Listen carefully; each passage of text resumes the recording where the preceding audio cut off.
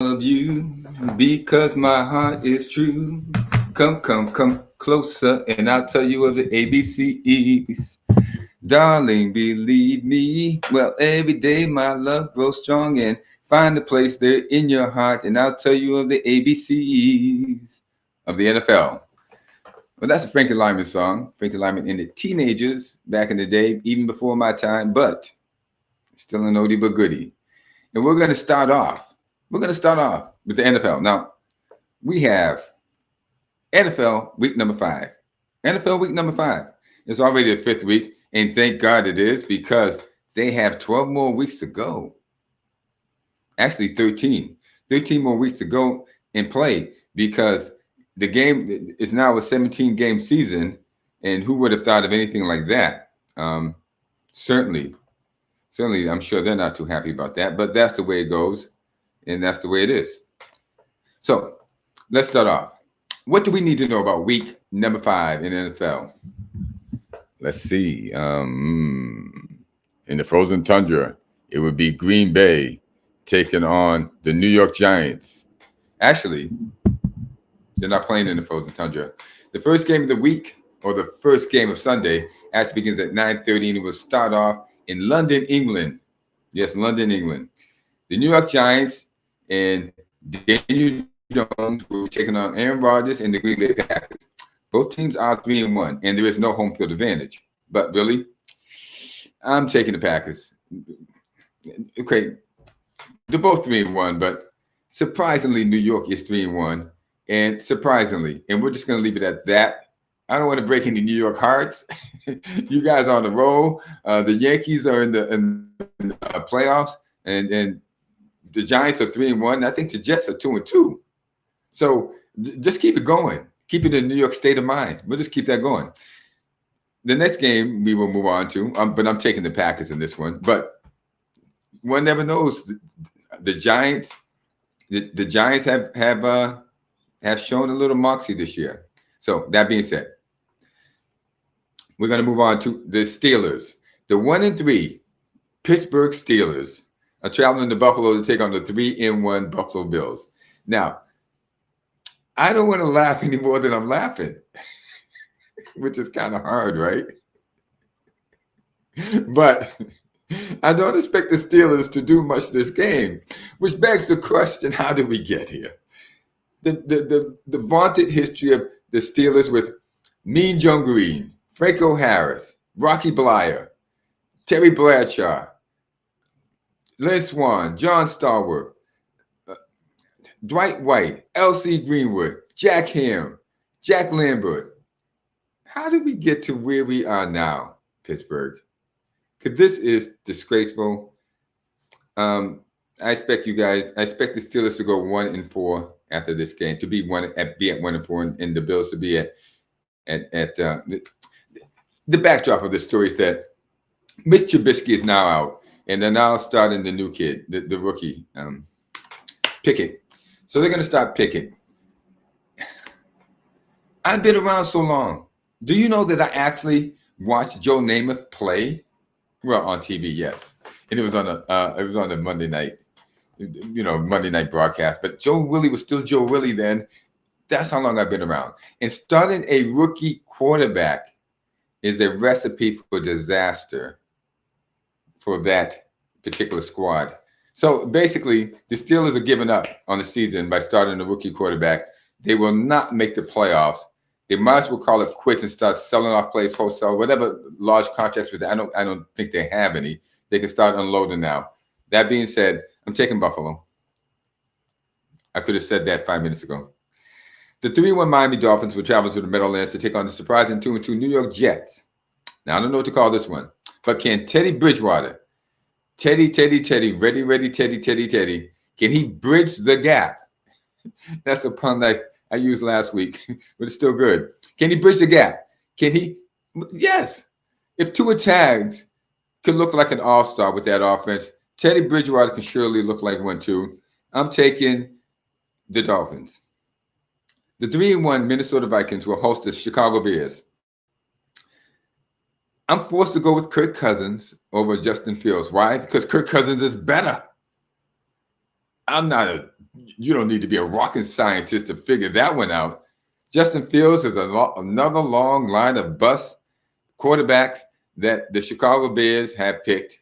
And it won't be too long before they pick another guy, and he'll be the next savior of the franchise when there is no savior for the franchise because the franchise is messed up at the top. That's right, Chicago fans. You guys couldn't pick a winner if there was signs that said winner and it pointed right to the guy. You picked Justin Fields, and that's what you got. The 2-2 Los Angeles Rams will host the surprisingly 3-1 Dallas Cowboys. 3-1. Yes, the Rams lost to San Francisco on Monday.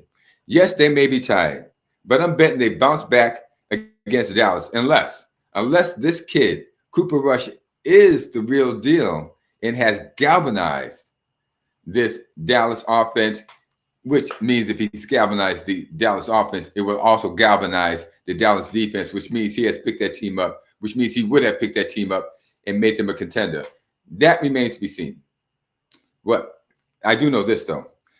If Rush is successful, Dallas is going to mess it up. Now, smart money is that if he's the guy winning, which he has been the guy winning, that they should ride with him. But when was the last time Dallas did anything smart? Guaranteed, as soon as Dak Prescott looks up and sees the coast is clear and says he wants to get back in the game, they will put him back in the game, and Dallas will start another long spiral downhill. The 2-2 Atlanta Falcons will travel to Tampa Bay to play Tom Brady and the Tampa Bay Buccaneers. The Bucs record also stands at 2-2, but Atlanta's on a 2-game winning streak, and the Buccaneers, Tampa Bay, is on a 2-game losing streak. I see Tampa Bay taking this one. Well, I just can't wrap my mind around the Falcons being winners yet. And also, Tom Brady has not looked bad, and we're gonna discuss that a little bit later. What's going on with Tampa Bay? The 1-3 Detroit Lions will travel to New England to take on the Patriots, the New England Patriots. Now, Detroit is 1-3, and New England is 1-3. Which one is more 1-3 than the other 1-3? Which one looks like the loser and which one looks like the winner? I'm taking Detroit. Come on, Detroit. You know, Detroit, you need to win a game anyway. But New England is down to a third-string quarterback that they drafted out of Western Kentucky. And he's a rookie. He's a rookie third-string quarterback. Bailey Zappi. And they drafted some other, they picked some other guy off the practice squad because Hoyer's not going to play. He suffered a concussion. Mac Jones suffered a high ankle sprain, and they should not play him.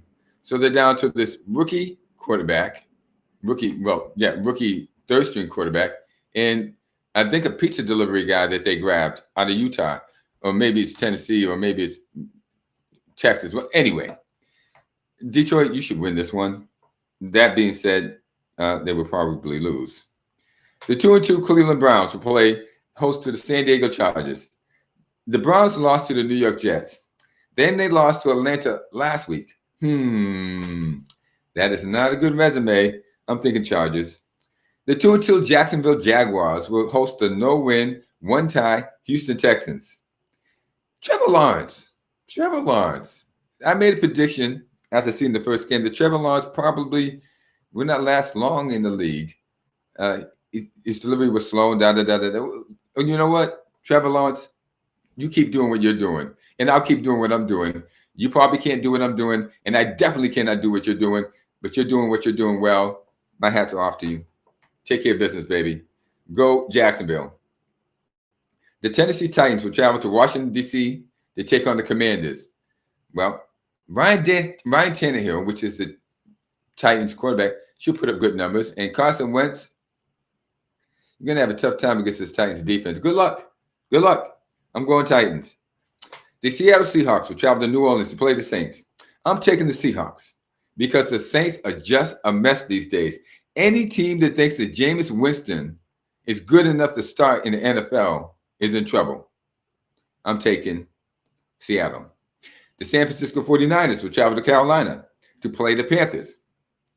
I'm taking San Francisco in this one. Why? Because any team that thinks that Baker Mayfield should be a starter in the NFL is in trouble. Go for it, San Francisco. The Arizona Cardinals will host the Philadelphia Eagles. The Eagles are undefeated and ready for a tumble. Kyler Murray will give Philadelphia the Eagle defense fits. They're a very good defense, but Kyler Murray, if he's not injured or whatever, is going to run rings around these guys and make their life miserable. And there's no way that they could prepare for him after winning, 4 straight. They're on top of the world. I don't think they see this coming. So I am taking the Arizona Cardinals to, if we can say upset the Philadelphia Eagles, even though it's being played in Arizona. The 2-2 Bengals will travel to Baltimore. That's right, Baltimore. Who wants to travel to Baltimore? I don't know. People in Baltimore are trying to get out. But anyway, the 2-2 Bengals will travel to Baltimore to play the 2-2 Ravens. Now, both teams are 2-2, as I've repeated like 4 or 5 times. You're wondering why I'm doing that. It's because it's just stuck in my mouth. I can't get it out. But I'm feeling unpredictable this week. We know the Bengals are steady, gritty, grindy, and the Ravens are up and down. And since I'm feeling unpredictable, I'm going Ravens. Monday night, pits the 1-3 Las Vegas Raiders against the 3-1 Kansas City Chiefs with Magic Pat Mahomes. Who thought of this one? I don't know. Who decided to think that? Who thought that the Raiders would be in the position to give Kansas City trouble? I guess you could say. Who thought that? Certainly not me. I didn't make the schedule, but somebody did. Somebody flexed it to there, and there you have the Raiders, who should absolutely decimate. There you have the Kansas City Chiefs, who should absolutely decimate the Raiders, playing on Monday night. And there you have it. Now, something else I wanted to talk about. Now, those of us who follow sports, we get around. We look at these things. We look at those things. We look at other websites that talk about things, sports, cricket, whatever. And I came across this. Answering big NFL quarterback questions, breakouts concerning starts. And one of the main questions on there was, are the Broncos concerned about Russell Wilson? Is Jalen Hurts breakout legit? I think he's already broke out. And we answered the biggest quarterback questions. Well, of course they didn't. They meandered around and said nothing, much ado about nothing. Now, let me just make sure this thing's on mute because they're trying to run an ad during my broadcast, and we can't have that. Who are the top 5 quarterbacks in the NFL right now? According to them, Josh Allen, Lamar Jackson, Jalen Hurts, Patrick Mahomes, and Justin Herbert. Really? Okay, this thing should go like this. Josh Allen, Patrick Mahomes, or maybe Patrick Mahomes and then Josh Allen. Then you can list anybody else after that. But definitely Patrick Mahomes is in the top 2. Okay, who are the most disappointing quarterbacks so far? There's 2 guys that are actually talking about this, and between the 2 of them, they don't seem to know diddly. They say Justin Fields is. He must be a Chicago Bears fan. Matt Ryan of the Colts, really? You saw a lot happening with the Colts before Matt Ryan got there? I don't think so. And then Baker Mayfield. The second one says Carson Wentz, Baker Mayfield, and Matt Ryan. Conveniently, they have left off the $50 million man, Russell Wilson. Now, Russell Wilson runs with the in crowd. He's with the right people. He says the right things, and he stinks. None of these guys are getting paid $50 million a year. None of these guys signed a $245 million extension.